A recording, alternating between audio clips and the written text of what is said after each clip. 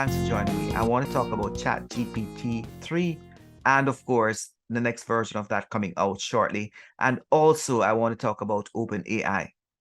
But I want to start off with a little story. I remember back in Jamaica when I was a boy, a salesman visited my home. He had a set of encyclopedias that he wanted to sell my parents. And of course, that would require a down payment, a monthly down payment. Based on the cost, we realized that we could not afford it. So therefore, I looked at that and I wondered, this volume of content that was embedded in these books, oh, I would have loved to have them, but I could not. The cost was a factor. So you know what I did, like other children who could not afford it? We went to the library. Yes, as a matter of fact, the St. James Parish Library located in my hometown. And there we sat down and we enjoyed.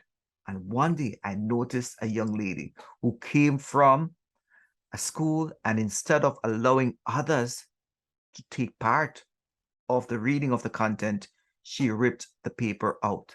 I noticed that something was wrong. That's the first sign of cheating. So even with the library, you had cheating taking place.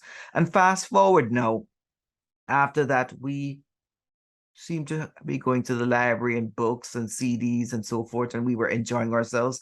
And then came, yes, Yahoo. The internet arrived, and Yahoo was a place that we searched everything. I remember the first time I saw the Yahoo search engine, I asked a friend in New York, and that was 1993, what exactly is this?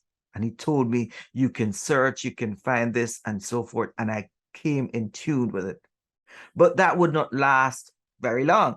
Soon you had, of course, you had the big one, Google. And Google was the thing that everyone searched for. Of course, Google came along and everyone talked about Googling it. And I would see individuals in meetings, rather than reading a piece of paper about content, they would Google it and pretend as if they're experts in the field. You know, those Googlers, the ones that sit and said, yes, I know that. And they glance at their phone and they will give an answer regarding a question asked as if they are so intelligent as it relates having that information right here. But you soon caught on to it.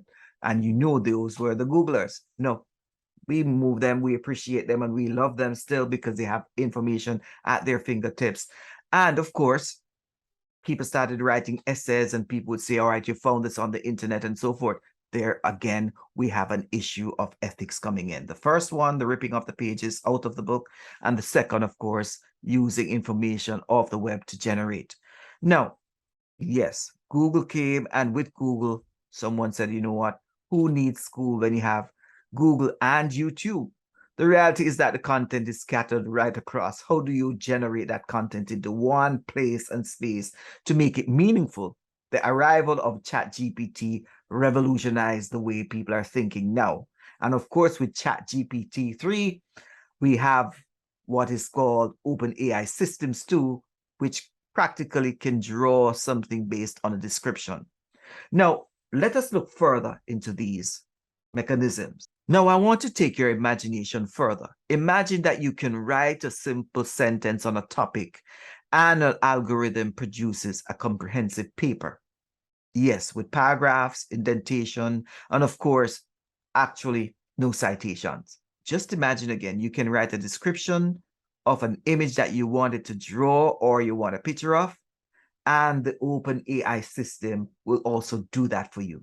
Yes, I want to talk about the first one I explored, and that was of the image. I was making content for New Year's Eve, and I wanted to design a topic on, let's say, for instance, New Year's Eve and the tradition of the watch night service. I knew some information about it, did some research, and I wanted images to put in my video. I searched the internet and I could not find any copyright image that I could use that would allow me to really have my ideas embedded in that image. So I went on OpenAI, and what I did was to write a description of the image I wanted. I wrote Black church filled with Christians worshiping on a night, and of course, it printed out this image to me. Now, I have this video that I used, and many individuals will not suspect that actually it was an AI generated image. Here it is. I'm showing you right now. So we actually had what I wanted. Now, for the OpenAI system, I think that's ideal. I'm saying to myself, how has the image that has been presented to me been derived? It must have had to take other images over a period of time to kind of acquire that level of algorithm to produce such an image. And my issue is, who are the owners of the work that it used to create this main work that I wanted? You see what I'm getting at? There must have been an image or a display of something for the AI system to learn. I'm not the back-end person that will know about algorithms and so forth, but common sense would tell me that the algorithm did not have the sense to just create it out of the blue just like that. The content produced by ChatGPT is outstanding. As a matter of fact, I want to highlight what it did when I asked the chat to produce this content. The content I asked the system to produce was, what are the 5 best ways to improve your life? In less than a minute, the following text was populated, and it states, here are 5 suggestions for improving your life. The first one it came up with was set goals and work towards them. Setting goals can help you focus on what you want to achieve and give you a sense of purpose. It can also be motivating to see yourself making progress towards your goals. Wonderful. And the second one is exercise regularly. Exercise has numerous benefits for your physical and mental health.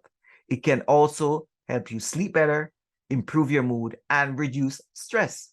Now, here we go. The AI system has produced 5 bulleted points in order and presented them to me. But my question is, where did this come from? If you're giving advice, how do I know it's an authentic source you're getting it from? And who gave those advice and you're not paying for that, and now you're presenting it to me as if it's your own? And now I will try to present it, if in another case, to someone else about the tips when these are actually not my thoughts. See what I'm getting at? So there are some issues taking place that many people are not thinking about, but the AI system must be generating from other people's thoughts or individuals who have input the data. Many individuals see this system as a way for personalized learning.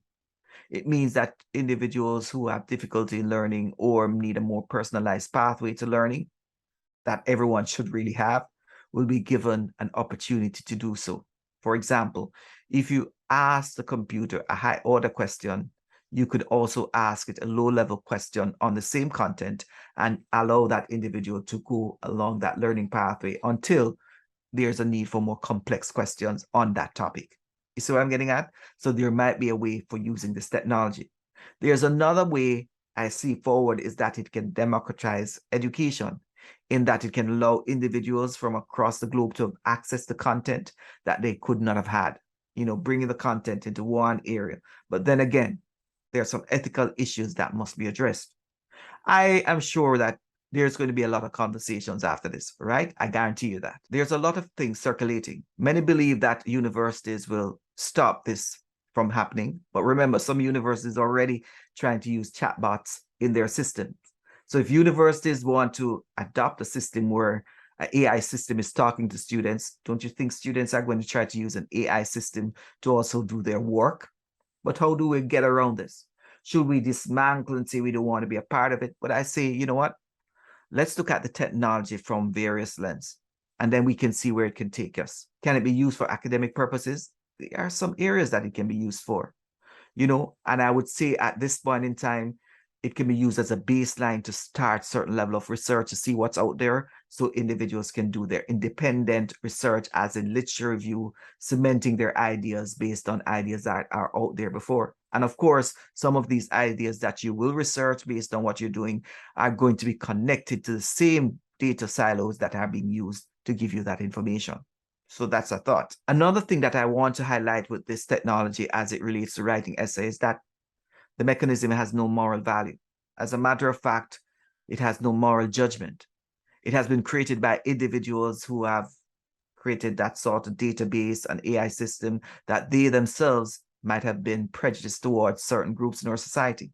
Hence, we might have presented information based on getting from these AI systems that are biased in nature. So we have to be very careful about those systems that we're using. Now, I would say to individuals, be on the watch out if you're in academia, but you can also safeguard yourself from being tricked into these systems by designing your assignments in such a way that individuals have to really interact with your content.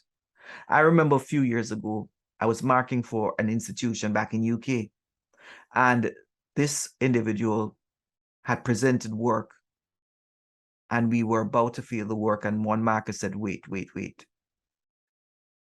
She has not quoted the course content. However, it was noted by the marker that in no place on the syllabus or in the rubric had we stated that the content of the course must be used. She was able to pass without using any of the course content. So therefore, whatever assignments you're planning, it must make a connection to your, of course, content. And the content must be explicit, and the rubric must require explicit information from your content and allow students to have deep thinking that this AI system will not give. Another thing is that we just have to decide we're going to use some traditional methods of examination at some point if we're in doubt. We might want to diversify the way we examine individuals. And furthermore, we might want to explore other alternative methods for assessing learning. We have to consider these issues. We have to consider job placement. We have to consider oral communication, discussion in a live setting to establish what is being learned at the same time.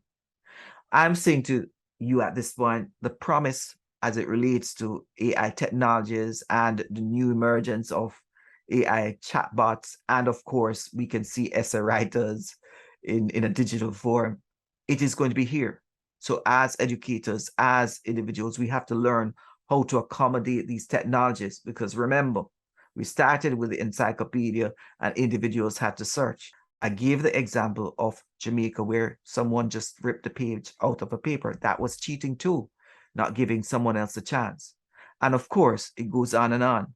So as technology improves, I would say let's use it, but at the same time, we can use it to improve the scope of learning. And of course, there can be deeper learning and concepts out there. But remember, the AI system will always give the students what is out there. It's not going to give the student more current and update research because it has to be populated consistently. And I always say to you, always think about authentic way of assessing students. And doing so will help you move along. Thanks, and that's all for now.